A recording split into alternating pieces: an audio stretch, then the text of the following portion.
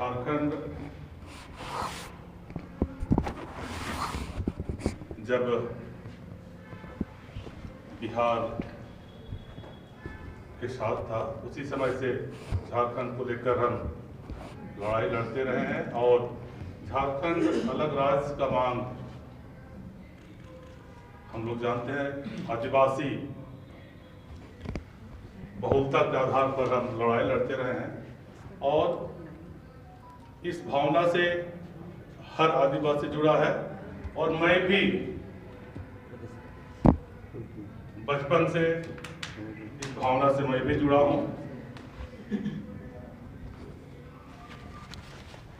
1990 में की घटना है जिस समय आजसू छात्र संगठन था। झारखंडी भावनाओं को लेकर युवाओं के बीच में बहुत काम किया था और हम भी उसमें जुड़े थे और मैं भी उस संगठन में जुड़ा था, हालांकि बहुत सक्रिय नहीं था। अपने क्षेत्र में मैं सक्रिय था और रोड जाम, बंदी, इस सब कार्यक्रमों में मैं भी भाग लिया करता था। 1990 में झारखंड मुक्ति मोर्चा के द्वारा 72 घंटे का आर्थिक नाकेबंदी का आह्वान किया गया था झारखंड अलग राज्य निर्माण के लिए, गठन के लिए, और आजसू का समर्थन था और सिमडेगा पहुंचने से 4 किलोमीटर पहले मेरा गांव है, जन्मस्थान है। वहीं पर हम लोगों ने आजसू के द्वारा समर्थन करते हुए रोड जाम किए थे और वहीं पर पुलिस प्रशासन से झड़प हुई थी और उस आर्थिक नाकेबंदी या जाम की घटना के बाद मुझे उस घटना में 5 दिन के लिए मुझे जेल में रहना पड़ा था। उस समय मेरा उम्र 17 साल का था। मेरे माँ बाप मिशन हॉस्पिटल में नर्स और कंपाउंडर के रूप में काम करते थे।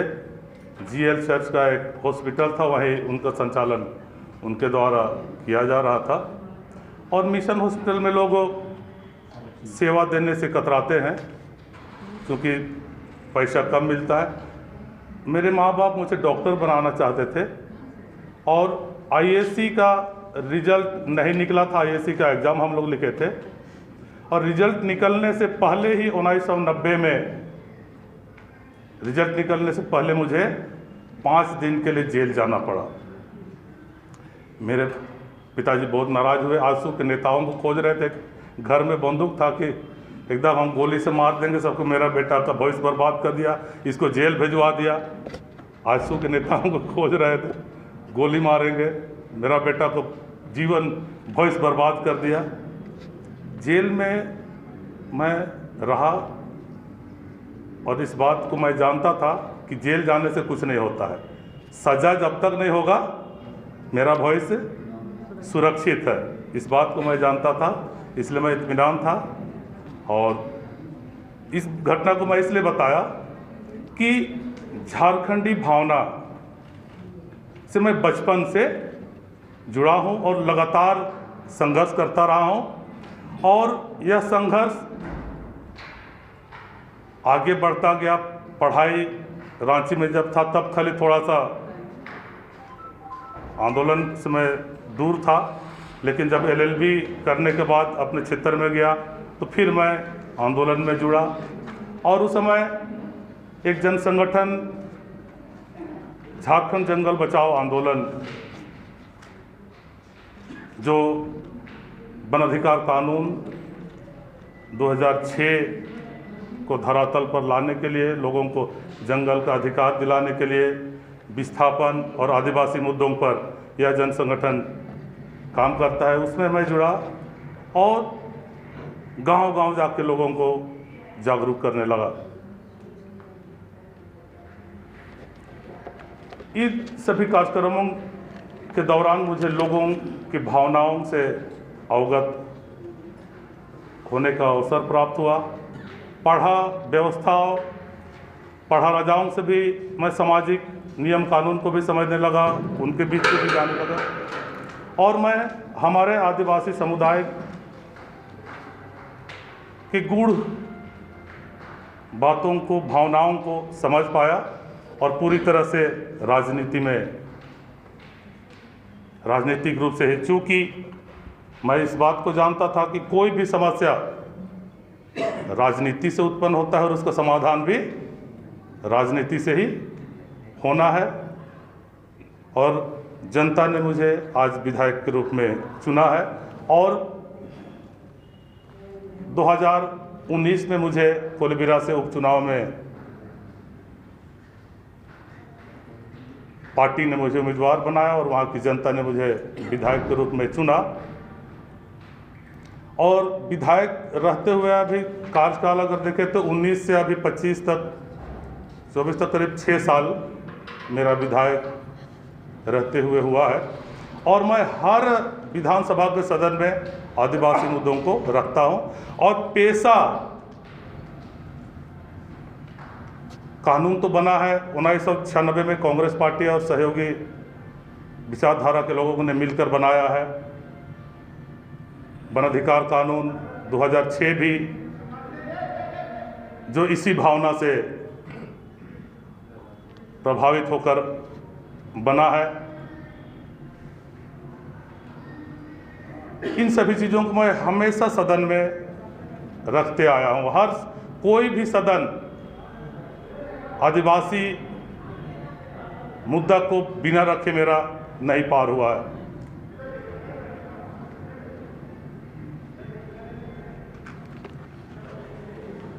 मैं भी पेशा कानून 1996 का समर्थक हूँ और मैं चाहता हूँ कि पेशा कानून 1996 में जितने भी उपबंध हैं वो सारा लागू हो, क्योंकि आदिवासियों का मांग रहा है, भावना रहा है कि हमारा शासन अपने पारंपरिक संस्थाओं के द्वारा हो। और यह मांग अभी का नहीं है, अंग्रेजों के समय से है। हम आदिवासियों का भावना 2 चीज से जुड़ा हुआ है, एक अपना अस्तित्व और अपना शासन। अस्तित्व हमारा जमीन से जुड़ा है और हमारा समाज जो स्वशासन की व्यवस्थाओं पर जुड़ा है। और हमारे पुरखों ने अंग्रेजों के समय में लड़कर अपने जमीनों के लिए लड़ा, अपने स्वशासन के लिए लड़ा।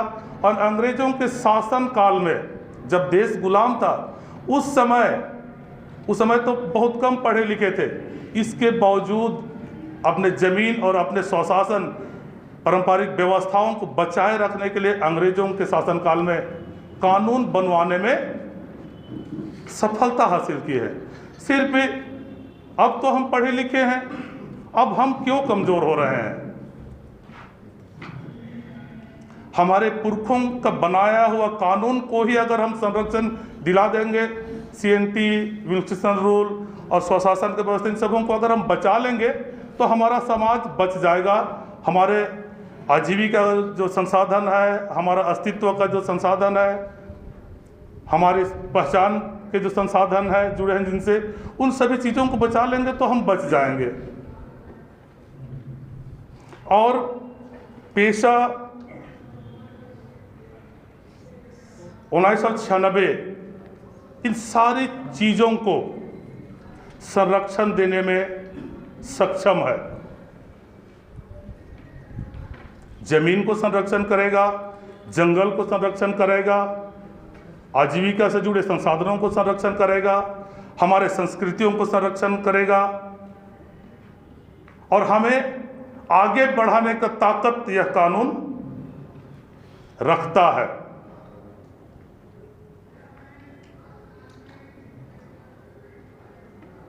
झारखंड अलग हुआ और झारखंड जब अलग हुआ तो पेशा कानून का नियमावली बनाना था। हम सब जानते हैं कानून का दो रूप होता है, दो भाग होता है। एक कानून का भाग होता है और दूसरा भाग उस कानून को, उन अधिकारों को लोगों को देने के लिए एक नियमावली बनता है। जिस तरह से भारतीय दंड संहिता है, उसी तरह से भारतीय दंड संहिता में जो प्रावधान है उसको लागू करने के लिए सीआरपीसी बना है। वन अधिकार कानून हम जानते हैं, वन अधिकार कानून में जो अधिकार हमें जंगल से संबंधित अधिकार मिले हैं, उन अधिकारों को देने के लिए नियमावली बना हुआ है। उसी रीति से पेशा कानून 1996 में दिए 23 अधिकार जो हैं उनको लोगों तक पहुंचाने के लिए एक नियमावली बनाने की आवश्यकता है। सिर्फ हमें नियमावली बनाना है, कानून ऑलरेडी बना हुआ है, वो बंद किए हुए हैं, उसको कैसे देना है उन अधिकारों को, 23 अधिकारों को, उसके लिए नियमावली बनाना था।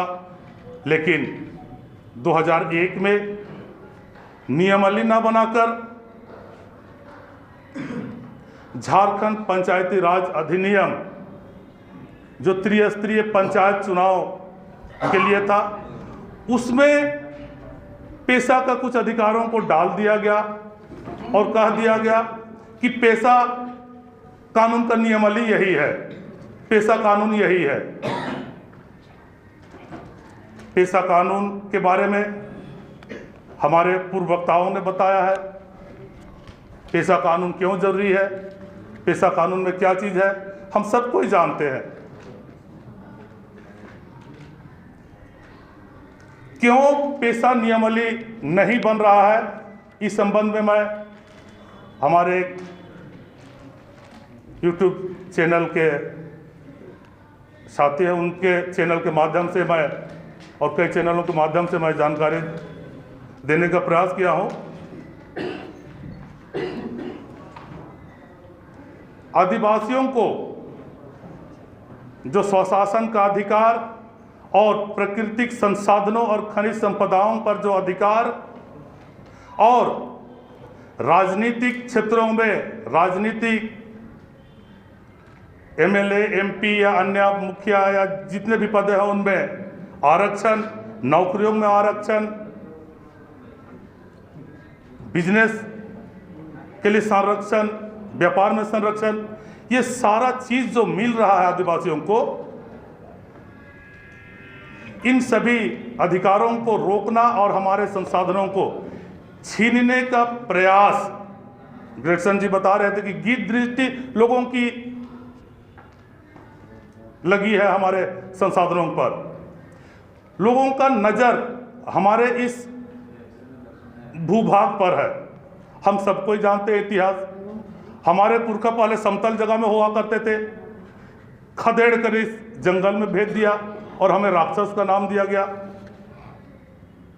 आज तक राक्षस का कोई अवशेष भी नहीं मिला है, लेकिन राक्षस का कहानी हम लोग सुनते रहे हैं। जंगलों में रहने वाले कौन है जंगलों में जिसे राक्षस का संज्ञा दिया गया था?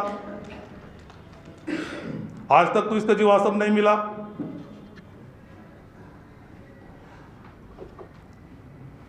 और सब इतिहास को बताने की आवश्यकता नहीं है, हम लोग कहां से कैसे होकर इस भूखंड में आए। अब इसके अलावे और कहीं जाने का कोई जगह हमारे पास नहीं है।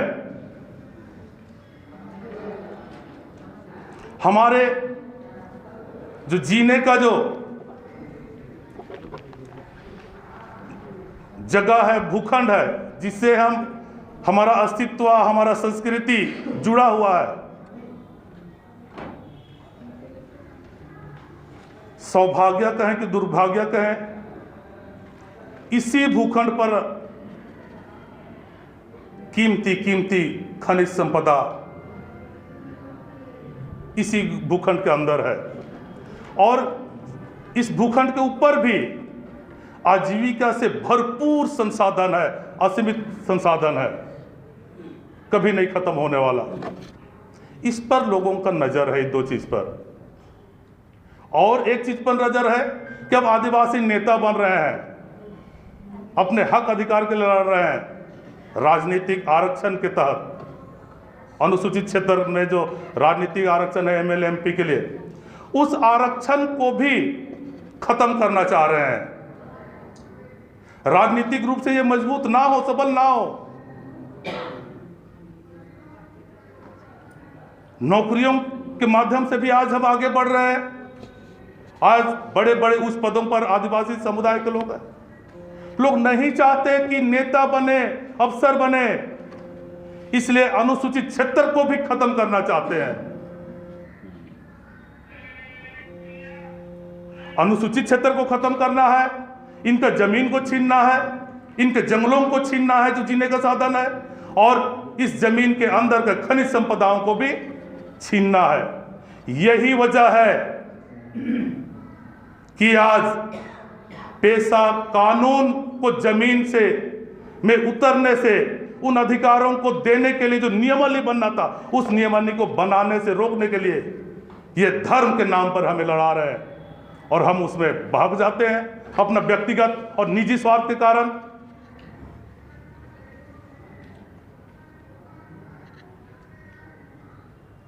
पेशा नियमावली अनुसूचित क्षेत्र के लिए है, और मैं स्पष्ट तौर से बता देना चाहूंगा और एक बार दोहरा देना चाहूंगा, ग्रेसन भाई भी बता रहे थे, पंचायत के बारे में संविधान के अनुच्छेद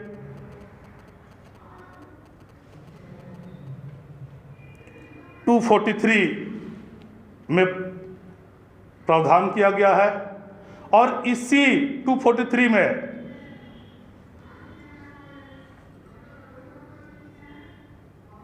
हिंदी में उसमें डा है बंद, उसमें साफ साफ लिखा गया है कि यह जो 43 में प्रावधान है, यह प्रावधान अनुसूचित क्षेत्र अर्थात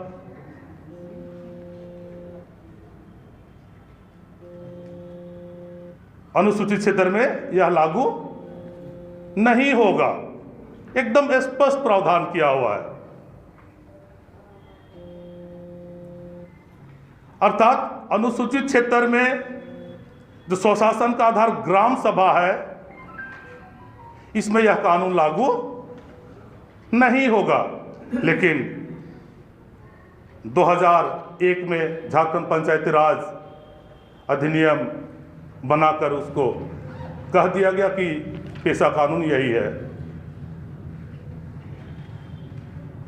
मैं लगातार इसका विरोध करते रहा, और पिछला सदन में भी, मैं पिछले साल भी लैंड बैंक को लेकर जब मैं गैर सरकारी संकल्प लाया था, उसमें भी मैंने चर्चा किया और पेशा नियमावली का बात मैं कहा, चूंकि अब तो हाईकोर्ट का भी आदेश है बनाना, अब तो अनिवार्य है। समय सीमा भी 2 माह का था।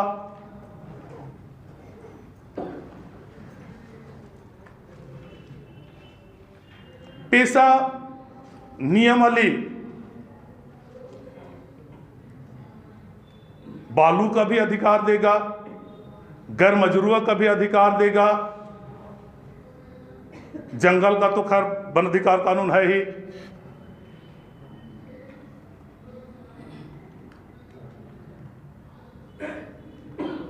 पेशा कानून एकमात्र ऐसा अधिकार है जो आदिवासी जनभावनाओं का अनुरूप बने सारे अधिकारों को संरक्षण देता है और अधिकार भी देता है।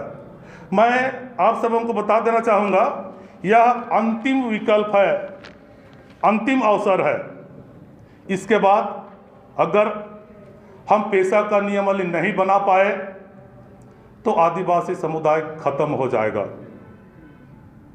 चूंकि भाजपा की सरकार ने ग्राम सभा को कमजोर करने के लिए 3 कानून ऑलरेडी बना चुकी है पार्लियामेंट में। कांग्रेस ने 2013 में जो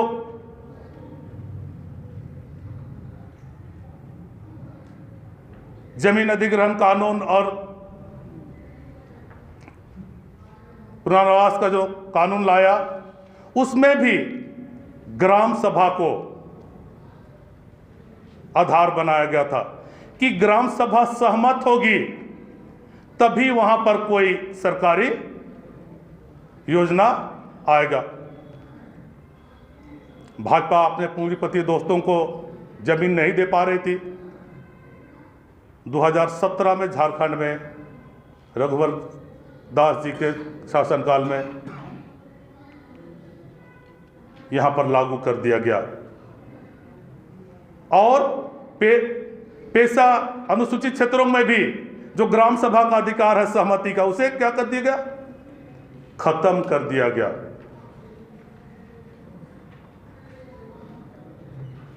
अब सहमति की आवश्यकता नहीं है। जहां रोड बनाना है, खदान बनाना है, मॉल बनाना है, दुकान बनाना है, कुछ भी बनाना है, मुआवजा देके सरकार वहां पर उस काम को कर लेगी। और दूसरा, वन अधिकार कानून 2006 में जंगल का अधिकार दिया गया, जंगल का प्रबंधन का अधिकार दिया गया, वन उत्पादों का उपयोग का अधिकार दिया गया। उस कानून का भी मेन आधार ग्राम सभा ही रहा था।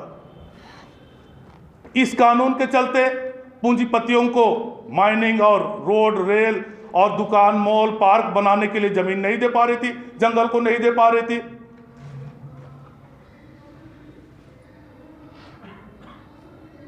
वन संरक्षण अधिनियम 1980 में संशोधन लाया कि हम संशोधन कर रहे हैं जंगल को बचाने के लिए, पर्यावरण को बचाने के लिए, कहके संशोधन का एक कानून ले आया।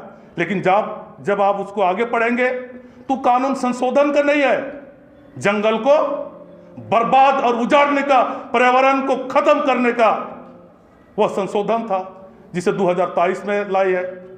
इसमें भी सहमति की आवश्यकता नहीं है, कोई ग्राम सभा नहीं। मेरे यहां भी 6 लेन बन रहा है, अकेले लड़ रहा हूं, कोई साथ नहीं दे रहा है। मैं लगातार कह रहा हूं कि यहां के जन संगठन और संस्था समाज कहां है, क्यों सामने नहीं आ पा रहे हैं? 4-5 साल से मैं लड़ रहा हूं, कोई साथ नहीं दे रहा है। विधायक अकेले क्या कर पाएगा? विधायक का ताकत कौन है? जनता है। जनता सोए रहेगी, मैं लड़ता रहूंगा। एक कहावत है, अकेला चना भाड़ नहीं फोड़ता, वही कहावत लागू हो रहा है मेरे साथ।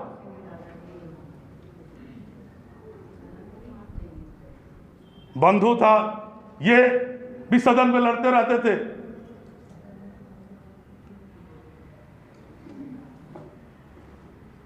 जब तक जनता जागरूक नहीं होगी, मैं सुन रहा था नेता, विधायक, सांसद, कमीशन, लूट, ये कैसे है जानते हैं? विधायक बनने से पहले मैं भी सोचता था कि कमीशन खत्म कर दूंगा, भ्रष्टाचार खत्म कर दूंगा।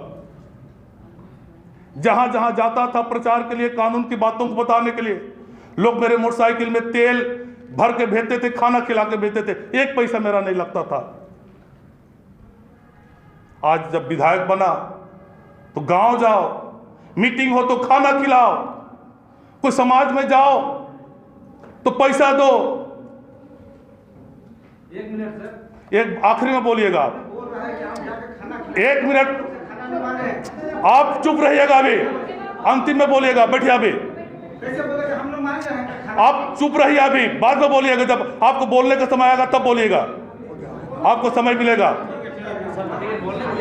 आपको समय मिलेगा।